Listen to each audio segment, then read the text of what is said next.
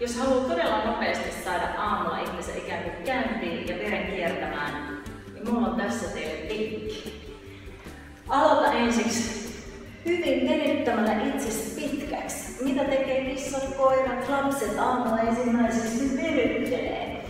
Eli ajattele, että sit sängyn jälkeen vedät itsesi pitkäksi ja syvät hyvät hengitykset sinne mukaan. Sitten voit laittaa vaikka hyvää rytmistä musiikkia päälle ja alkaa käsienpyöritys. Ja taas syvien hyvien hengitysten kanssa ja ajattele ikään kuin avaavasi itse samalla. Ja se käsi ei ole tämmönen koukkunen ja ryhtihuono, vaan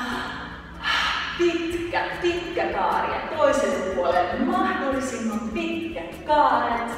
Ikään kuin kurkottaen sormista asti ihan suoraksi. Sitten ikään kuin roolausliike taaksepäin. Hyvä asento lankuissa ei olla nokkolla, eikä ole näin, vaan ihan kroppa suoraan lantion päällä. Polvet voi olla hieman koukussa, jotta saa paremmin sen lantion ihan siihen jalkojen päälle ja yläkropan lantion päälle.